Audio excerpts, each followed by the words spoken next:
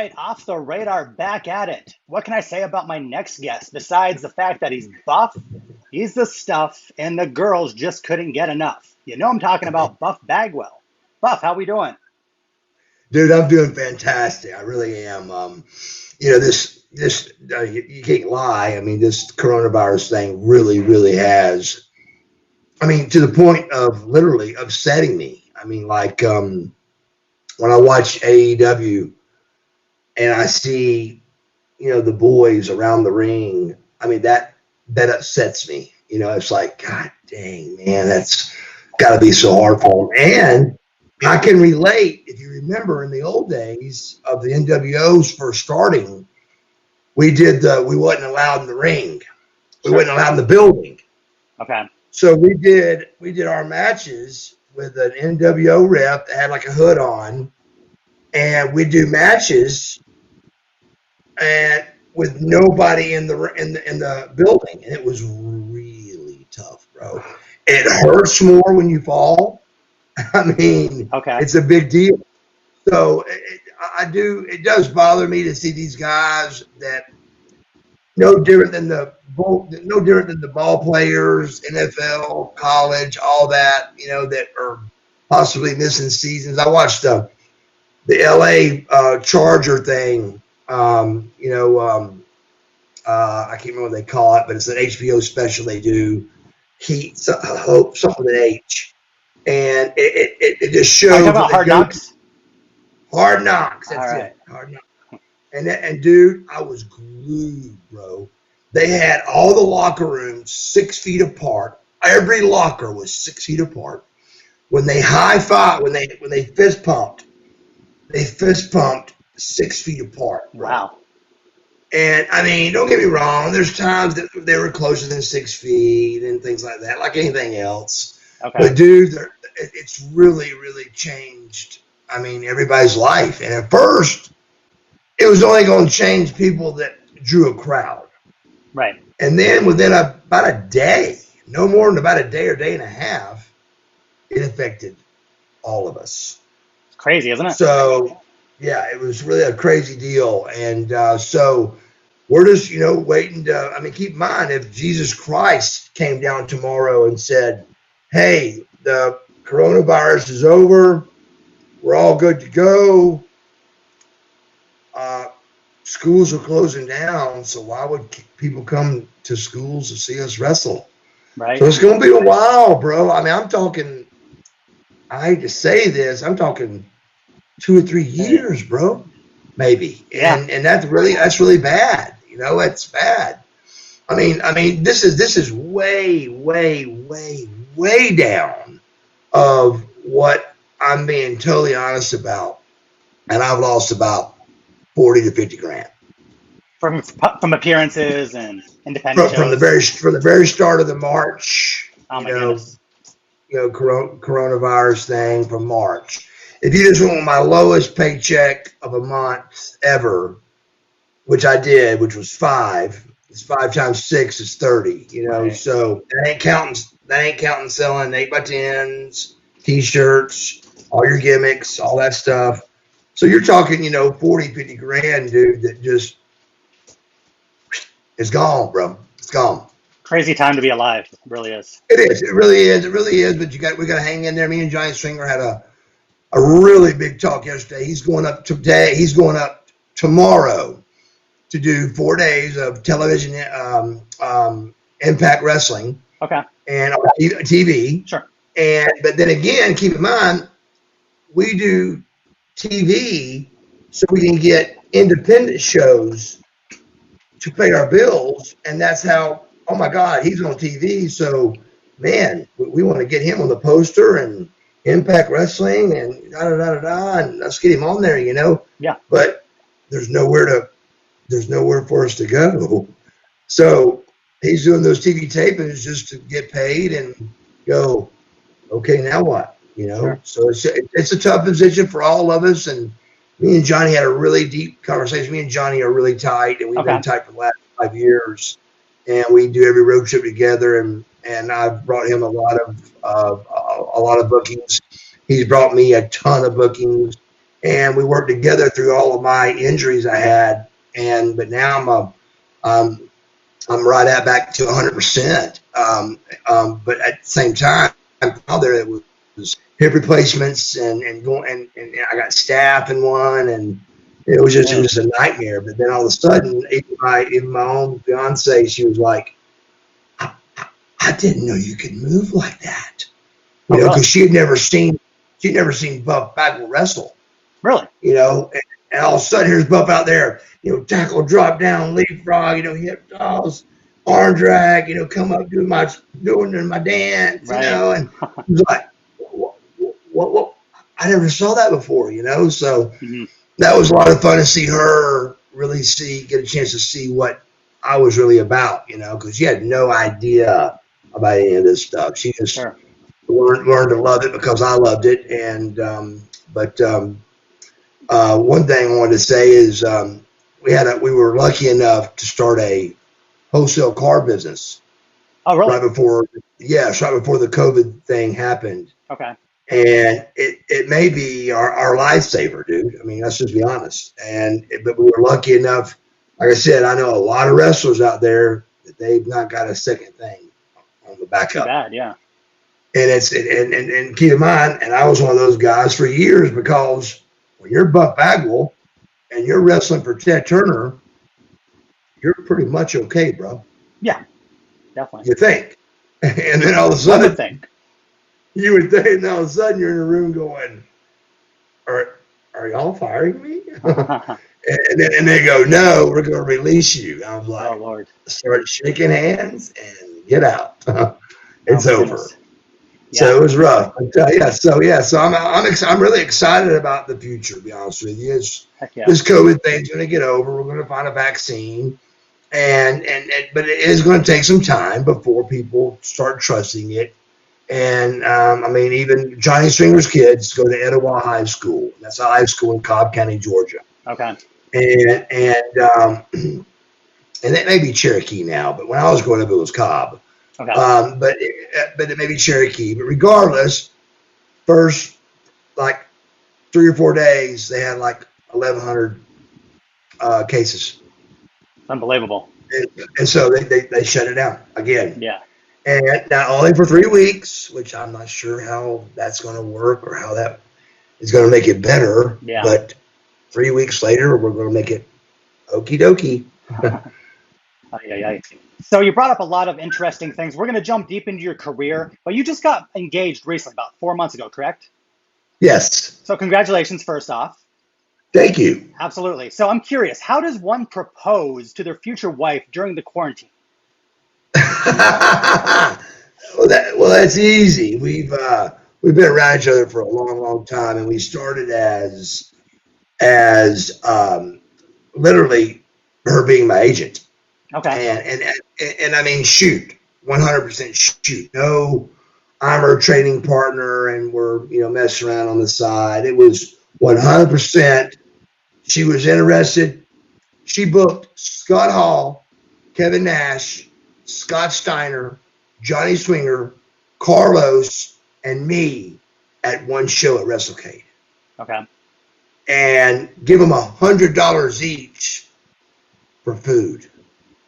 And no promoter has ever done that to those guys.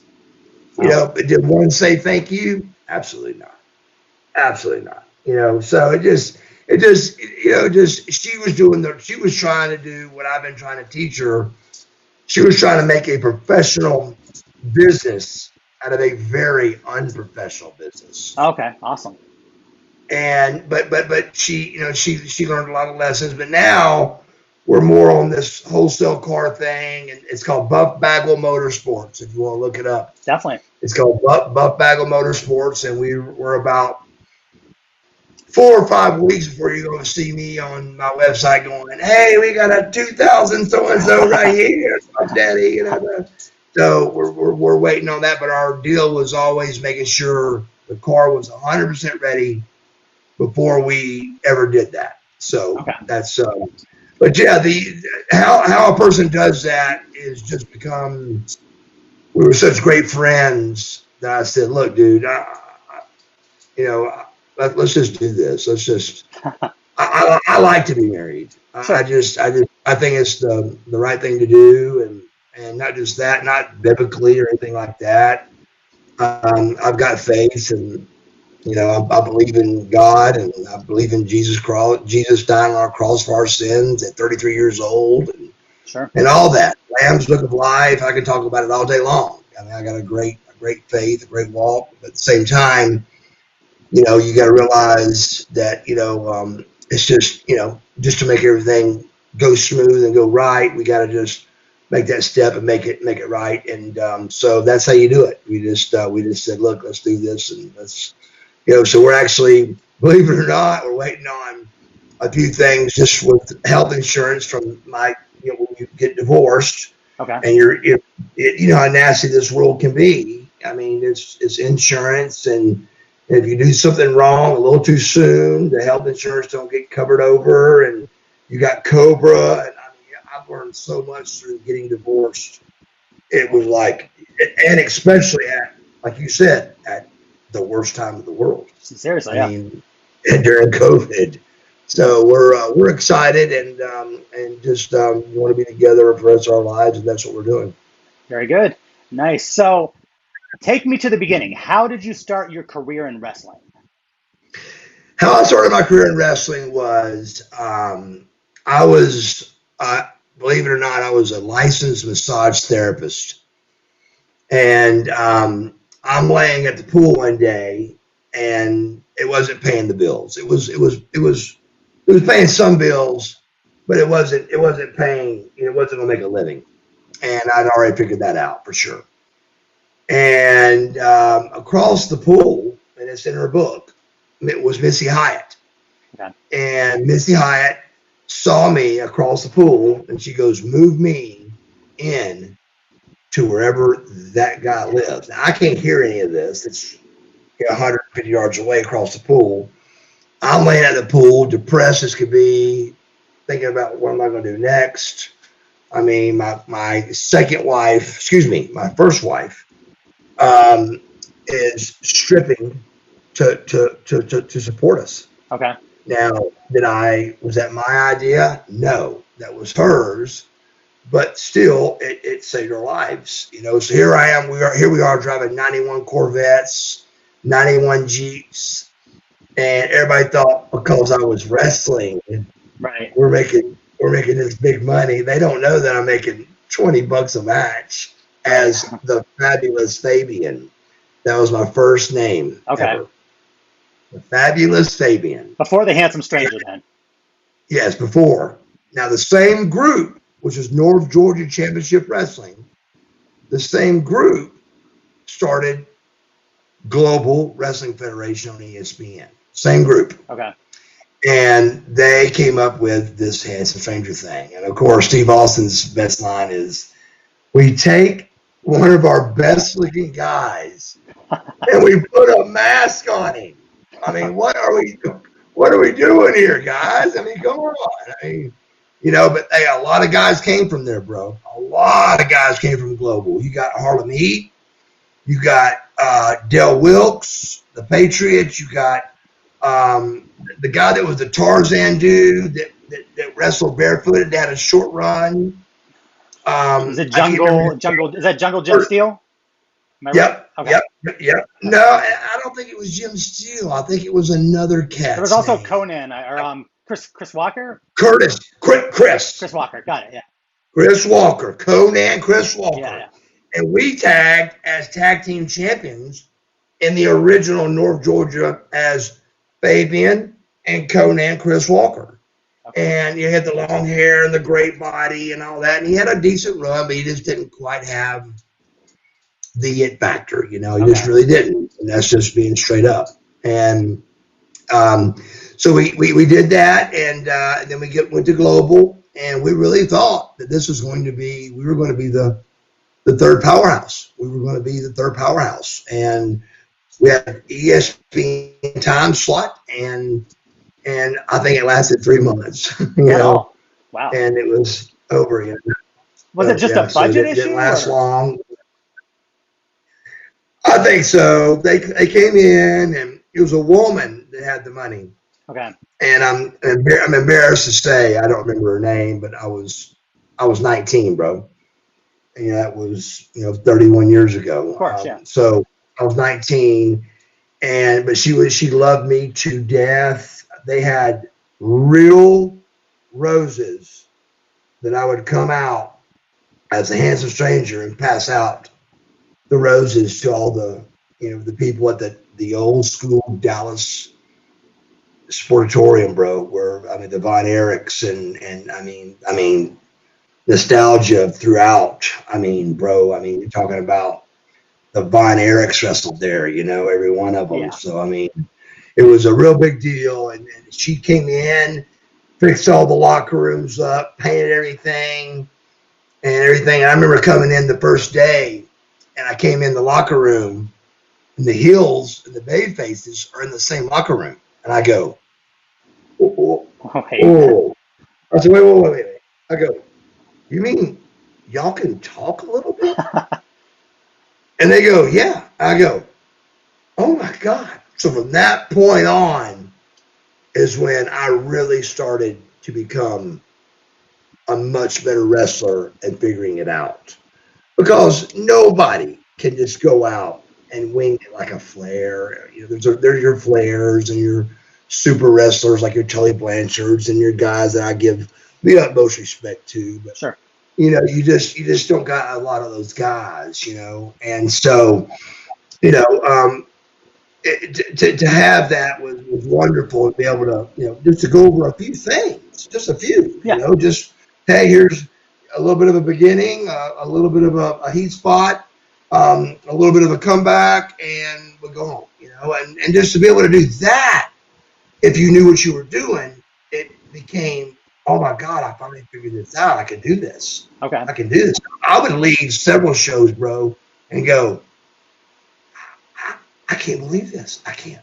I was Mr. County, Mr. Everything in baseball, Mr. Everything in football, and I can't figure out this wrestling thing. I'm like, what is going on? So finally, I figured it out, and then when I figured it out, there was no stopping me, dude. I was still, having to do the, I danced at a place called the Lemon Peel. Okay. And it was a male strip club that, you didn't go naked all the way. You just wore, matter of fact, you couldn't even wear G-strings. You had to wear T-backs is what they mean. Fullbacks is what they called them. And I remember they would see me on TV as a handsome stranger, and they were like, you're going to make it, Bagwell. You're going to make it, so that's when I realized that we had a chance of making it, but I still had to pay the bills, Of course. So now my wife was getting tired of, my first wife was getting tired of doing the dance thing, and she hated it because there's only, there's certain kind of strippers. There's the kind that, are there to pay the bills. There's kind that are there to support their family. Okay. There's ones that are partiers. There's different kinds, but sure. My wife was the one that was there to get somewhere, put some money up, save some money, and let's do something with the rest of the career. So I finally said, look, let's give it a year. Let's give it a year, and if I don't make it within a year, we'll move on and do something else. Well, then, right at about the year mark is when I signed with WCW, making $150,000. Nice. At 20 years old, and wow. And I remember calling her going, baby, you don't want to work anymore. He was like, of course it was, I knew you had it in you. I knew you had it. I knew it. And I was like, no, wait a minute, man. You really didn't. You didn't act like that before. You acted like you didn't fucking believe nothing. So, no, but she was cool about it. She backed me up. She backed me all the way, and we had a good business, and she helped me get into business, and it's a very hard business to get into, man. Sure. And it starts with like having somebody support you while you're getting your meals in and building your body and doing what I was doing. You can't go work a job. I got fired from every bouncing job I got because they catch me sneaking food and trying to eat and get my meals in. Oh, no. So yeah, so that didn't work. So it just was, trial and error kind of thing, and we made it work and had a good time with it, and from that point on, it was just no stopping me, you know. Gotcha. So you're in WCW. Your first match there was with Rip Rogers, correct? Yes, very good. How was working with Rip? Yeah. Oh God, that went back with Global. So I wrestled with Rip several times at Global because you know, like I said, the guys that were there was a lot of talent, from Hot Stuff Eddie Gilbert to Lightning Kid, which was X-Pac, to all those other names we talked about. So there's a lot of stars that came from Global. But Rip was great, dude. Rip really was a great worker. And what made me good was I was an excellent listener. And I could perform anything they told me to do on the spot and make it look good. So that's a good thing and a bad thing. It's kind of like being Barney Fife. Once you're Barney Fife, it's kind of hard to be anything else. You know what I'm saying? Because you were Barney Fife. And that's kind of where I was at. But at my stage of life, I was a young kid that nobody was going to remember me losing these matches. And Dusty Rhodes is who hired me. And he's like, somebody's going to do this. He said, just help us get some guys over. He goes, it'll come your time. And then finally I had a match with Chris Benoit. Okay. And it was literally maybe one of the best matches I've ever had. Okay, and this was around 93-ish? This is earlier. This is like 91, 2. Okay. And this is before me and Tuchel. Me and Tuchel came out of this match. And we got to the back, and Dusty Rhodes came busting out of the locker room, and he goes, "You didn't tell us you could wrestle." And I go, well, brother, I thought you understood I could, you know, I'm an athlete and I could wrestle, but really I didn't really know. I didn't know the names, and I mean, Chris was showing me like the fish out of the water and, you know, kick out and, you know, kick up and all these words I didn't know. Sure. But I could do it. I could do it if I was told. And so we got to have a hell of a match, and he goes, "Oh my God, you didn't know? You didn't tell us you could wrestle?" So Dan Vader and Cold Scorpio were great friends. Okay. And he said, "Dude," he goes, "you also put Too Cold and Bagwell together. Sure. Tag Team of the Year and World Tag Team Champions, bro. Next thing that happens." From that point on, led me to 6. They say 5. It's actually 6 World Tag Team titles with 5 different partners. Okay. Yeah. And which made me a better wrestler because I had to adjust. I mean, do you think Scotty Riggs and Lex Luger wrestled alike? No. Do you think Too Cold and Scotty Riggs wrestled alike? No. Okay. Do you think Shane Douglas and Scott Steiner wrestled alike? No. So I had to adjust. And I'm not saying that to be cool. I'm saying that because I had to step up my game to make the team mean something, to bring that world title home. Sure. And that's what we did. And I became kind of a tag team boy. Yeah. You know, I was having a good tag team. Me and Cold Scorpio had so many great tag team matches with the Hollywood Blondes. Yeah. Stunning Steve Austin, not Stone Cold. You know, Brian Pillman, and the good old days, man. And we had just a lot of good times, you know. And so we really enjoyed it. Had a great time with that. And then after Tuchel got fired, I thought, I'm gone too, you know. They brought Del Wilkes in for USA. Definitely. Yeah, so you had that. You had your tag team with Tom Zenk. Now, I always thought you and Too Cold were cool, and over the years, I never really heard anything maybe until around 2014, 15. Then all of a sudden, it seemed like he had this issue with you. Do you know where that came from? What seems confusing, I guess. To be totally honest with you, no, I've got no idea, except the next time I saw him, it's like none of it was said. He's coming up behind me, hugging on me, loving on each other. We're like we used to be, and just good friends. But I literally did an interview for the people he did the interview for that he dogged me out about. Okay. And, I fired back, of course, real hard with my documentary and just said, look, next time you see me, I said, I'm going to walk up and just knock your brains out. I said, so just get ready for it. Well, the next time he saw me, I'm in a shoulder brace from a complete shoulder replacement. Oh, geez. And so he actually sent a guy over, smart ass, and he sent the guy over and he goes, ask Bagwell if he wants to have anything to say now. Oh, my goodness. So I sent the guy back and I said, tell him, I said, fuck off. and then we went in the lunchroom, saw him, and he sat knee to knee with me and was like, how's your shoulder, big man? And I didn't know I had a butter knife between my legs because here I am, one-armed, and I have been dogged unbelievably by a true friend, I thought. Yeah. So I know what was coming. So I literally had a butter knife in between my legs thinking for protection. And he's like, man, I hope you get better soon. And we walked, me and Sherry, my fiance, walked out going, did that just happen?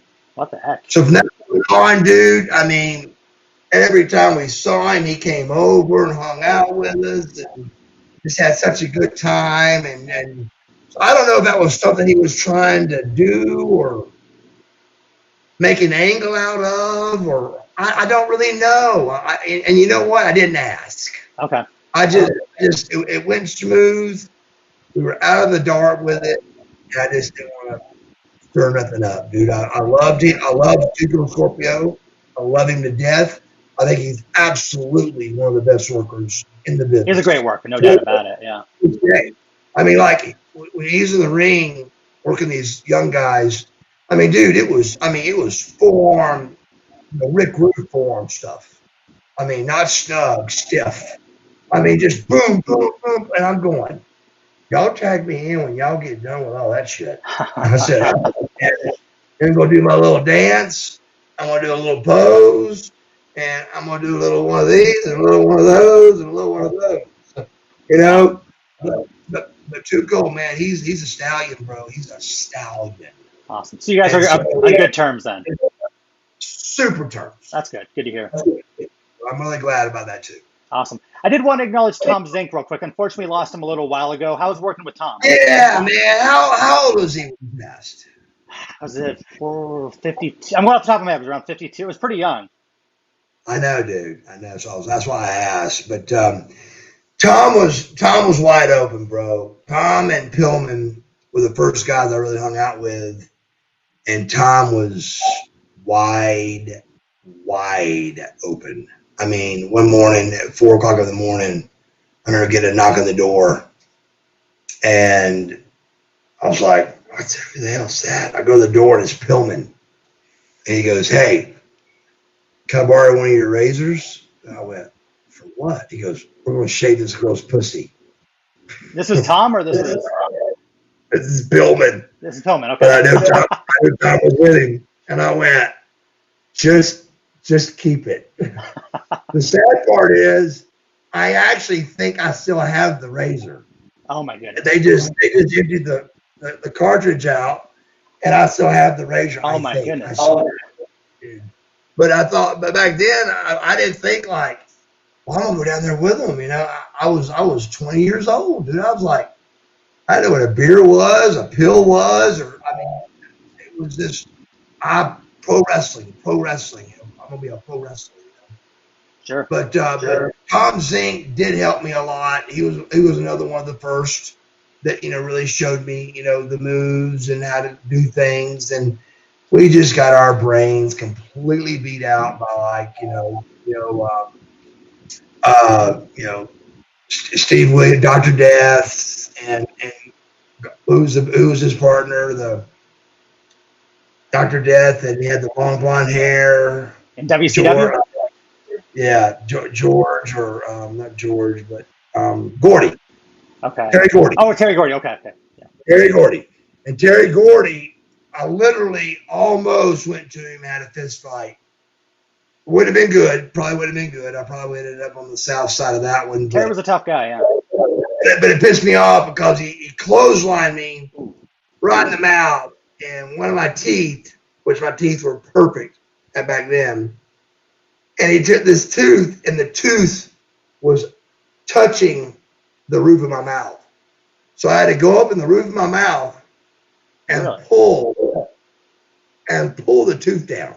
Ouch. And it upset me so bad, dude, that he fucked my teeth up. Of course, you had perfect teeth, of course. Perfect teeth. That's why Dusty hired me, he said. He goes, I hired you because I like your teeth. And I said, God, I was so fucking mad, but I just knew it wasn't going to get nowhere, even if I beat up Terry Gordy, which probably wasn't going to happen. It still wouldn't have got nowhere. It just would have been, okay, woo, you know. So I just sucked it up. And, of course, that tooth, I lost it, and then I had to get veneers, and there come gaps and fixing and all that stuff, you know. Sure.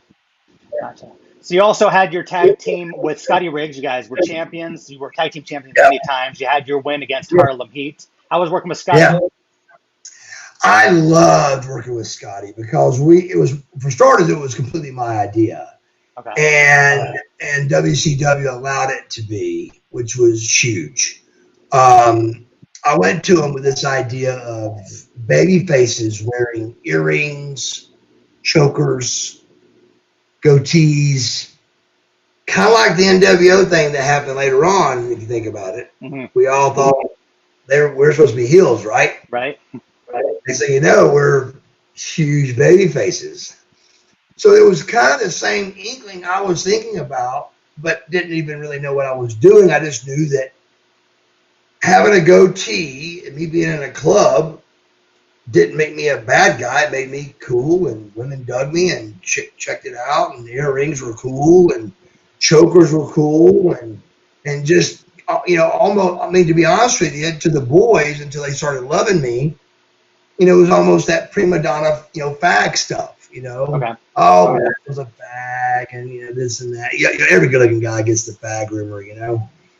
So Sting's the first one who took me in. They were like, "Why are you riding with Bagwell? You know, my God, he's a fag and this and that." Well, then finally, all the guys saw me knock this guy out one night. Okay. At the club. One punch, and I mean, you're talking about one punch and like did the completely out. Eyes in the back of the head. And the Nasty Boys came up and counted him out to the 10 count. Wow. Because he looked at me and went, "If you feel froggy," he goes, "jump," and he never got more than that out. Oh my goodness. He didn't get jumped. And I just took one step back and just bow. And then from that point on, everybody kind of went, you know, let me put it this way to you. Being a prima donna in pro wrestling is not good. But if you're a prima donna that may knock somebody out or may fuck you up, then you get kind of accepted. And that's when the Nasty Boys started loving me, because you get a prima donna that'll hit somebody, it's bigger than like Dick Slater knocking somebody out, because he's a badass anyway. We're talking about a prima donna they thought was nobody that's sitting in the corner that they didn't realize. I've been to jail more than the whole locker room put together. But I had to play the part. Right. So Stone Cold would come in and dump water on my head, and every time I took a shower, and I'd come walking out, and they're just waiting for me to, you know, who the fuck, you know, what's going on? Yeah. And I knew, because Missy Hyatt taught me. She goes, "They're going to hate your guts. They're going to despise you because of the way you look. You should walk in and shake every hand, be nice, do your thing, don't sell nothing. And I did what she said, and it got me over, dude. It really did. I didn't sell nothing. I just whatever they did to me. I mean, Brad Armstrong, God rest his soul, called me Marcus Bagwell for 3 consecutive years. And then one night, we're at a club in Atlanta. I got all my boys with me, and Brad's there. And Brad goes, "Hey, Marcus Bagwell." And all our boys go, like, what the fuck? So I kind of went, kind of played it off and thinking, oh boy, how do I get out of this, 2 minutes later, he said it again. So I called him to the side. And I said, listen, bro. I said, this ain't WCW. I said, this ain't fucking fake wrestling. I said, if you ever here or at WCW call me Marcus Bagwell again, I said, I'm going to beat your fucking brains out. Oh, my. He never, ever called it to me again. And we were great friends from that point on. Wow. And had several babyface matches that were off the chain great. Brad was a great worker, dude. Definitely was. He was a great worker, and I loved him. For sure. Those Summers got the best of him, and they got the best of a lot of us. They really did.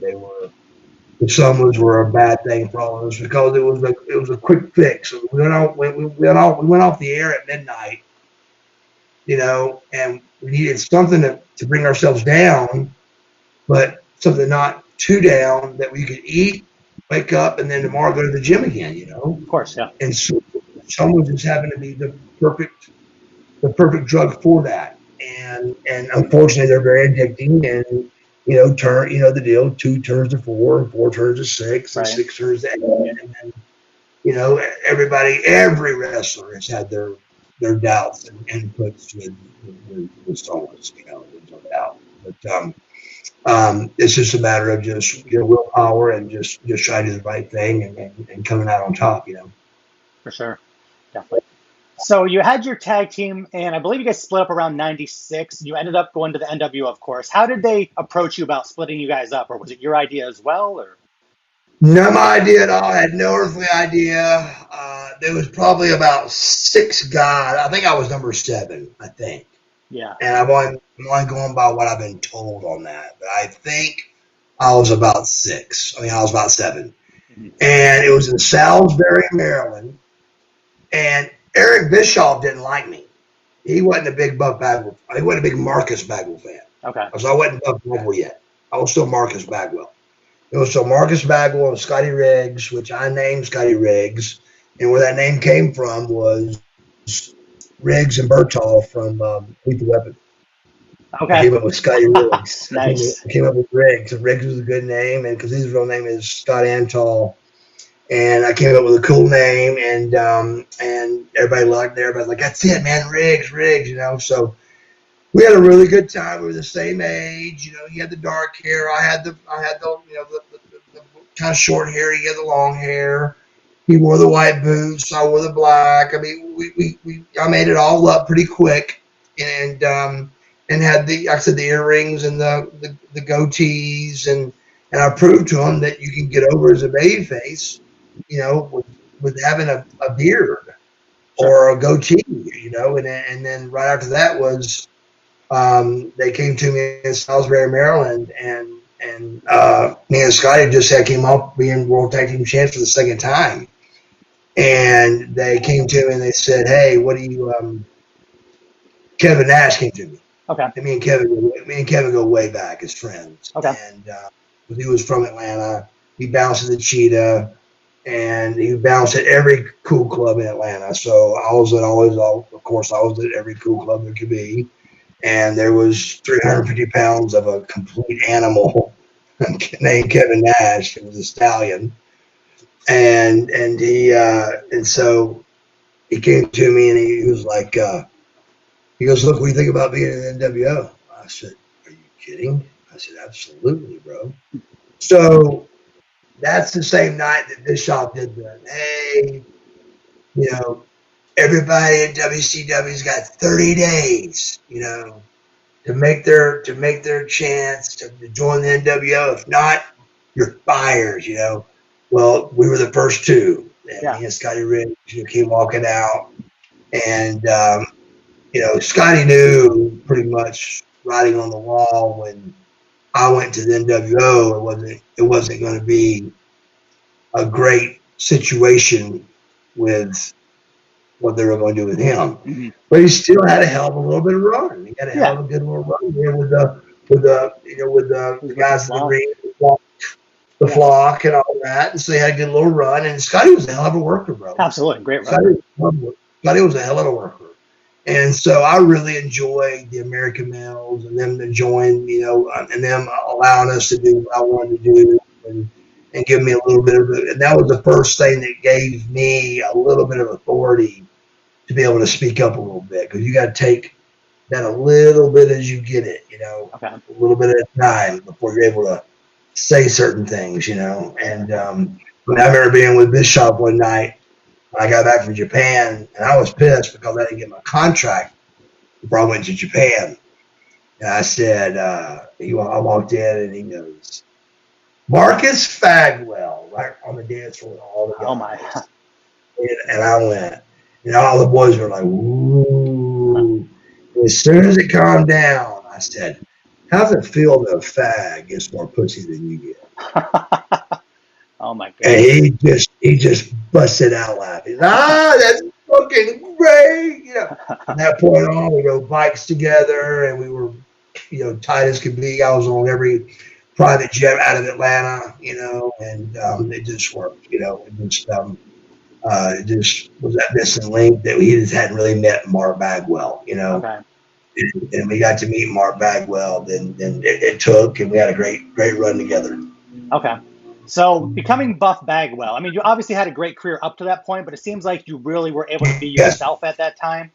Now, again, being Buff Bagwell, you have a lot of expectations. You obviously have one of the best physiques in wrestling history. But do you ever have a cheat day where you just want to have an oatmeal cream pie or a banana split or something? Oh yeah, absolutely. We how every week went for 5 years was anybody you saw with a body like Steiner's or mine, which there's only a handful of us that looked like we did. Well, the catch was you went all week long with zero carbs, and I mean zero. And then on Saturday or Sunday, sometimes Friday, you had to figure out body type on because when you it's called carb load in bodybuilding. Okay. So you take all the carbs out of your system, and you almost get kind of flat, and the veins go away and all that. But when you carb load with like a 2 large pizzas or Derek, whatever you dream up, and believe me, you get real creative on what you want during that week. And then on Friday, Saturday, or Sunday, whenever you felt like how your week went, did you cheat at all, or did you not? And mine was usually Saturday night, and I would eat everything that you could possibly eat. But you would eat. It was called a cheat day. Right.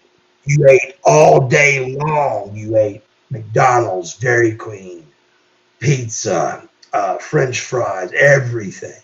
But as soon as that was over, when I woke up Sunday morning, it was right back to protein shake, cardio, and oatmeal, and I mean plain oatmeal, no sugar, no nothing, Sure. And so we had a system to it, and that's what bodybuilders do. So it wasn't nothing much more than we thought. It's just a lot of guys would come up to us and go, "Why don't you guys be bodybuilders?" And we're like, "There's no money in it."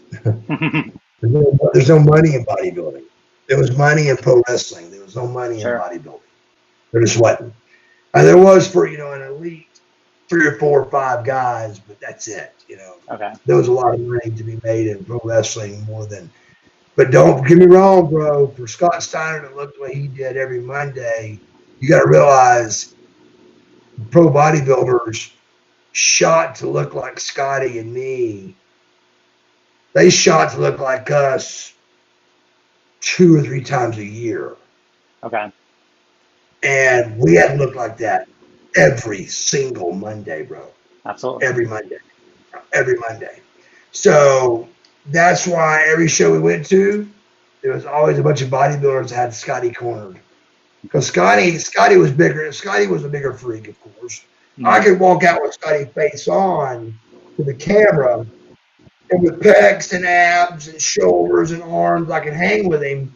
But if we turned, I disappeared, and Scotty was 3D, bro. Yeah, You know, unbelievable how big he was. He had the arms and he was a really true. You know, he could have really done bodybuilding and made money. You know, and Right. but you know, keep in mind, I had to walk out with him. So I came back from a neck break. I went to 263, and then he's lean and shredded. So I had to go from 263 to 228, and I did it in 4 weeks. How's that possible? Wow. Just because I just busted my ass every single morning, was up straight to the basement, straight to the Stairmaster, every meal perfect, and in 4 weeks I went from 263 to 228. You said that was after when you broke your neck? You said it was after that? Okay. Yeah, when I broke my neck, I thought, because nobody still was lean. Nobody was lean like Scotty. So I was just trying to get my weight back up, you know. Sure. You know, big wrestlers, you know, we all just want to be big, you know, big guys, you know. And all of a sudden, Scotty took his shirt off. Here I am, 263 with a little bit of a belly. And Scotty walks out, takes his shirt off, and he's just shredded. And we were like, oh my God. So I'm walking out with him, so I got to follow along. So I hired Mr. Georgia. His name was Mark Wallace, and he was Mr. Georgia 6 times. And I literally moved him in my house with me. Okay. And just it was hard though, dude, because I imagine you step on the scale and you see the scale going down, and your shirt sleeves are getting baggy, and your jeans are getting baggy, and so it becomes a head trip. Oh yeah. But when you see that on TV, and you see how lean you look on TV, when you're 228, you look 250. And if you're 250 and smooth, you look about 240 really. Okay.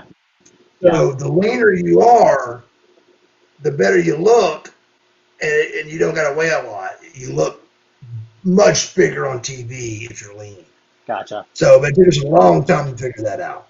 And we always saw big, way more, and it wasn't the catch. We finally figured it out, and we, you know, Scotty wouldn't let us know nothing. We go to Scotty and go, Scotty, come on, man, just give us a little something, you know? Mm-hmm. He was like, I figured it out.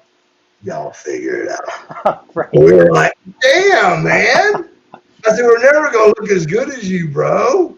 Right. I said, come on, man. He goes, I figured it out. Y'all figure it out. And we were like, okay. Great advice. Wow. So, he wasn't about to give nobody else something to even be close to him, which, like I said, Scotty, we can't look like you. We tried anyway. Right. Just give us a little bit of a chance, you know. Who does look like him? Pretty much nobody, yeah. Wow. No, dude, he was a freak, dude. He really was a freak. You know, he looked great. He looked great. For sure. I remember, okay, so it's probably right around that time frame, over 20 years ago. You were interviewed, and the gentleman that was interviewing you said something about, have you taken steroids? Or I think he might have been accusing you. And your response was, unless you've worked out for 2 hours a day, almost every day for 15 years, you'll never have an idea how it is. Do you still feel the same way about that? Well, for starters, let me give you another example of that. Okay. Like right now, I take testosterone through a doctor. But it just wasn't known by most people then. If they heard you were taking testosterone or whatever, then that was, oh God, he's taking steroids. But if your testosterone count is low, and you read about testosterone, anybody that hears this podcast or reads about it, please go and look up testosterone and really look at what it does on your brain and your energy and burning fat and if it's too low, you have a thing that's like, it's called male menopause. Okay. You have just what women have, exact same thing. Really? If your testosterone gets too low, it's the exact same thing. The catch is about me saying it that way is, when I said it that way, was if I handed somebody everything that I did, which was nowhere near, we had doctors that would tell us what to do, how to do it, what to do specifically. It was prescription. I mean, it was ordered. It wasn't like we were just winging it. You just don't wing it and look like Sure. we look. Yeah. You know what I'm saying?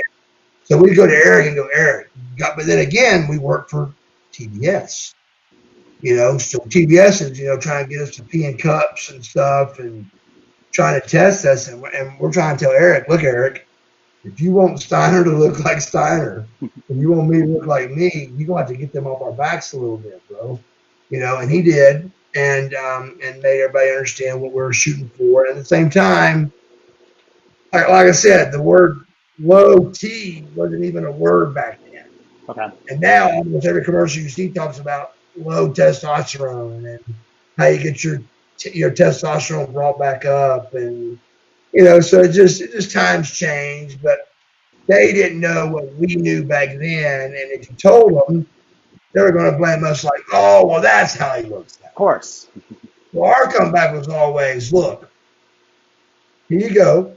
Here's exactly what I do. Good luck. Let me see you in 6 months. Right. Let's see if you look like that. So genetics play a huge part, and just knowing moderation. In other words, Advil is a bad thing if you take it out of moderation, And so it's just a matter of moderation, knowing what you're doing, and especially me, I was a big go get my blood checked every 4 to 6 months. Okay. Checking my liver, checking my kidneys, checking everything, because I was willing to roll the dice, but at the same time, you gotta not kill yourself, Sure. So I was real big on that, and we all were huge on keeping up with our blood counts and just making sure that we were doing the right thing and wasn't messing our bodies up, because we wanted to live a good life and not mess ourselves up in the long run. I'm a 50-year-old man, and I'm willing to say there ain't a whole lot of 50-year-old men that look like me with my shirt off, and that's, it just comes from hard work, but you got to also, you also got to know what you're doing, and there's a lot of guys that their testosterone, their count's a good count, so they don't really need to take anything. And like just for an example, your testosterone count is 200 to 1100. And so in other words, if your count is over 1100, you're taking testosterone. Okay. Because your body cannot assimilate that over the count of 1100. So you want to stay, in that range where it's not stupid. So I try to keep mine around 8 or 9. Okay. And that keeps you healthy.